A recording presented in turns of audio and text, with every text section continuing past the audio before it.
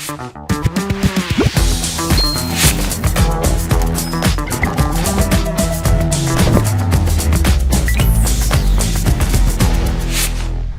sahabat Lantas, salam lalu lintas. Bersama saya Brigadir Susan di NTMC Podcast. Nah, saya masih bersama Kompol Ahmad Jajuli, SHMM, Kainduk, PJR Tol Jagorawi Korlantas Polri. Nah, tadi kita sudah membahas terkait dengan tugas fungsi sebagai Kainduk PJR Tol Jagorawi nih. Dan sekarang biar tidak penasaran ini ya Bapak, nah kita akan membahas terkait dengan jalur VVIP dan tamu kenegaraan atau bahkan Presiden RI serta bagaimana sih strategi dari Kainduk Tol Jagorawi sendiri terkait dengan strategi-strategi ini nih Pak. Kalau pengamanan VVIP terutama tamu negara kan memang sudah direncanakan jauh-jauh hari Mbak. Iya. Ya. Kalau tamu negara, misalkan kepala negara, Perdana Menteri itu memang harus steril. Harus kosong, tutupnya total. Itu memang sudah peraturan seperti itu. Gitu. Tapi kalau Bapak Presiden yang sekarang, dia kalau pas jalan tidak mau ditutup total. Beliaunya tetap mengalir seperti masyarakat pada umumnya. Ya, jadi tidak ada perlambatan. Pokoknya sudah seperti itu. Karena perjalanan Presiden itu kan harus tepat waktu. Baik. Limit waktu. Pokoknya misalkan kayak dari Hambalang, butuh waktu hanya cuman misalkan 45 menit, ya sudah kita harus tepat, kan gitu. Mungkin hanya yang di gerbang saja yang kita hanya stop sebentar. Tapi kalau perjalanan tamu negara, Perdana Menteri, Kepala Negara itu wajib steril.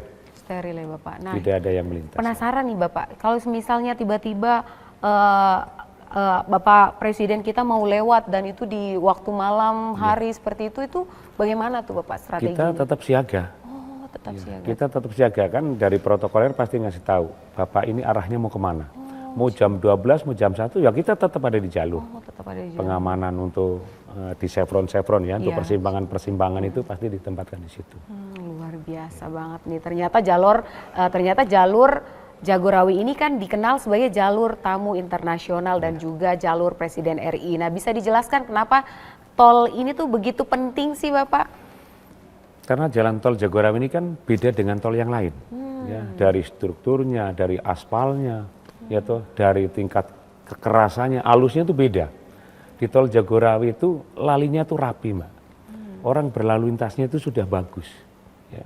Jadi hari Senin, Selasa, Rabu, Kamis, Jumat itu lalinya rame, tapi teratur. Tidak semrawut. Ntar begitu Sabtu Minggu kayak Lebaran. Sabtu Minggu itu ke arah puncak karena jalurnya jalur wisata. Sabtu Minggu, Sabtu jam 11 sampai antara jam 10 sampai jam 2 ramai yang ke arah atas. Makanya jalur puncak itu pada saat hari Sabtu mulai jam 6 sampai dengan jam 12 one way ke atas. Nah, jadi ntar begitu siang jam 12 baru ditutup one way ke bawah. Untuk hari Minggu banyakan yang ke bawah. Itu cukup padat juga, tapi teratur rapi. Karena kita dipasang jalur kanalisasi kan, untuk jadi tidak saling memotong masuk ke jalur tempat rest area ini. Nah, lagi nih Bapak, kasih tahu dong Pak, bagaimana nih cara kerja PJR Tol Jagorawi saat harus membuat jalur VVIP atau Presiden RI ini, gimana caranya Bapak agar jalur pengendara tetap lancar, namun jalur VVIP atau jalur Bapak Presiden ini juga tetap lancar? Kalau untuk jalur VVIP terutama Bapak Presiden itu kan dia menggunakan lajur kanan. Jadi kalau seandainya ada pengguna jalan yang mendahului dari kiri diperbolehkan, tidak dilarang. Silakan. Jadi Bapak Presiden ini menggunakan lajur 4 dan lajur 3 dan 4. Ya. Jadi lajur 1 dan 2 bisa dilintasi. Jadi tidak menggunakan lajur 1 dan 2 tapi menggunakan lajur kanan. Dengan kecepatan yang sudah diatur oleh protokoler itu. Anggotanya tetap siaga, gerbang kita siapin gerbang khusus yang untuk perlintasan. Bukan berarti gerbang yang ini nggak boleh, tapi setelah dilintasi Presiden bisa dilintasi. Jadi karena jalur VVIP. Tidak menghambat yang lain lah ya Pak, tetap kan gitu. Berjalan sesuai dengan. Betul. Apakah ada prosedur atau pengamanan khusus bila ada iring-iringan dari VVIP yang melintas di Tol Jagorawi? Iring-iringan khusus nggak ada. Nggak ada, semua sama yang kayak tadi Bapak bilang, semua sama kita aja. Kita siapkan di jalur keberadaan anggota PJR, atau antisipasi takut ada insiden apa. Kan gitu. Saya punya nih kegiatan-kegiatan Bapak, kan tadi kita sudah ngobrol perihal ada off sepatu dari tanggal 14 Iya. sampai tanggal 27. Nah, Betul. spill kegiatan-kegiatannya apa nih dari fotonya Bapak? Nah, foto yang pertama kita lihat dulu. Ini pada saat operasi patuh ya, kan sesuai dengan arahan Bapak Kakor Lantas ini kan Oke. Polantas menyapa. Oh, Ini daripada tidur di kendaraan, saya ajak untuk ngopi. Ayo Pak, kita ngopi di tempat oh kopi. ini lagi persiapan ini ya Bapak mau ke lagi warung. tidur. Dia orangnya lagi pada tidur, pengemudinya ada yang mainan HP apa, saya ajak sono. Ya toh, ayo kita ngopi bareng. Supir-supir sambil ngobrol. tronton ya Bapak ini? Iya, pengemudi kendaraan barang, kendaraan truk barang, itu ada angkutan box, barang ada ya. apa gitu. Dan seneng. Oh, Diajak ngobrol iya, happy. gitu. Gitu. Di warung kopi. Di warung kopi. Yang sudah makan dia ngopi, gitu. Oh, iya. Kalau yang belum makan, makan. Wah, luar biasa sekali ya. Polri untuk masyarakat sekali ini mah Bapak.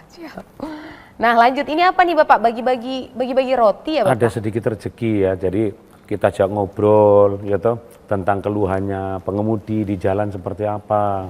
Kalau seandainya diberlakukan odol, apa overload, overdimensi seperti apa, pada intinya setuju. Namun jangan sekarang Pak, karena sekarang lagi sulit katanya gitu. Karena yang ditakutkan oleh pengemudi itu imbasnya ke si pengemudi. Takutnya uang makannya berubah. Berubah bukan nambah tapi malah berubah berkurang. Jadi jangan cuma pengemudinya saja.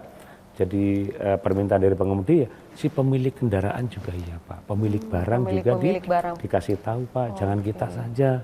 Gitu karena pemilik barang taunya oh kamu harus seperti ini kan gitu ya. Mendengar aspirasi-aspirasi. Ya, jadi pada intinya setuju. Ya. Tapi yang dikhawatirkan mengurangi uang makannya itu. makan. Kalau seandainya overload dan overdimensi diberlakukan, itu yang ditakutkan pengemudi.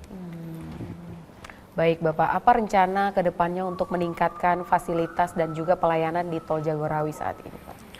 Untuk meningkatkan pelayanan di Jagorawi ya dengan keberadaan anggota PJRI Jalur yang siap melayani, mengayomi ya toh, dan melindungi masyarakat 1x24 jam. Kita siap apabila ada masyarakat yang membutuhkan, mengalami gangguan apapun, kita siap. Baik. Pak Jajuli, apa saja perubahan atau perkembangan terbaru yang terjadi di Tol Jagorawi dalam beberapa tahun ini? Apakah ada peningkatan atau malah ada penurunan seperti yang tadi Bapak bilang? Kalau ternyata peminat yang memasuki jalur Tol Jagorawi ini meningkat gitu. Kalau Tol Jagorawi sekarang ini rata-rata sehari itu 400.000 kendaraan yang melintas di Tol Jagorawi. Belum Sabtu Minggu. Belum Sabtu Minggu itu di hari biasa ya Bapak? Di hari biasa Senin sampai dengan Jumat itu 400.000 rata-rata sehari. Ya toh, dengan jalan yang lebarnya tidak pernah nambah. Ya toh, tapi kendaraannya nambah.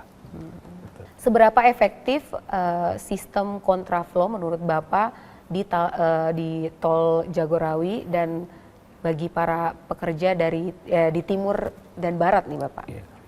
Kalau kontraflow Mbak, ini jujur ya, dengan diberlakukannya kontraflow dari kilometer 17, ya nggak harus di 17 gitu. Jadi dipasang dari kontraflow pagi hari itu sangat sekali bermanfaat. Kadang ada yang nunggu, rindu kontraflow yang mana, kan gitu aja ya. Jadi sampai ditungguin. Iya, jadi orang itu saking senengnya ada kontraflow. Karena dengan kontraflow itu sebenarnya ya agak ngeri-ngeri juga kan gitu. Tapi karena di Tol Jagorawi sudah terbiasa dari Senin sampai dengan Jumat ada kontraflow, jadi arus yang berlawanan ke arah Bogor sudah tahu. Oh bahwa ya, itu ada kontraflow pasti pagi sampai dengan jam sekian. Sudah tahu jadwalnya. Sudah tahu jadwalnya. Jadi kita ya edukasi, kecuali ada misalkan ada kendaraan, ada kecelakaan, kontraflownya bisa berubah. Misalkan kecelakaan di kilometer 12, otomatis kita harus rapetin lagi. Ya, kita deketin lagi dari 13 sampai dengan kilometer 8. Jadi situasional. Tidak harus wajib 17 sampai dengan kilometer 8. Benar. Melihat sikon di jalan ya Bapak. Situasional itu. Jadi tidak pokoknya harus ini enggak ada pokoknya. Pokoknya kita fleksibel saja. Baik. Menurut Bapak apa yang harus masyarakat pahami agar lebih tertib dan aman saat melintasi di Tol Jagorawi ini Bapak? Nah, mungkin Bapak bisa kasih tips-tips atau himbauan-himbauan biar sahabat lantas yang nonton ini bisa mengetahui gitu. Baik, terima kasih untuk sahabat lantas. Apabila tip memasuki Tol Jagorawi, yang pertama adalah patuhi rambu-rambu lalu lintas. Ya, gunakan lajurnya yang benar dengan kecepatan sesuai dengan ketentuan minimal 60 kilometer per jam. Maksimalnya masih 100. Jadi tidak usah ngebut, jaga jarak aman, aman bagi kita dan aman bagi orang lain. Nah, kalau disuruh menggambarkan terkait dengan PJR Tol Jagorawi dalam satu kalimat, apa yang Bapak ingin katakan dalam satu kalimat saja nih, Pak? Lancar. Lancar? Iya. Lancar, oke baik. Terima kasih Kompol Ahmad Jajuli SHMM sebagai Kainduk PJR Tol Jagorawi Korlantas Polri sudah mau menyempatkan waktu datang ke NTMC Podcast dan ngobrol-ngobrol, membagikan tips dan juga wawasan bagi kami sahabat Lantas di rumah. Terima kasih sahabat Lantas sudah mau menonton dan juga tunggu episode selanjutnya. Saya Brigadir Susan dan tim NTMC Podcast pamit undur diri. Salam lalu lintas dan salam presisi.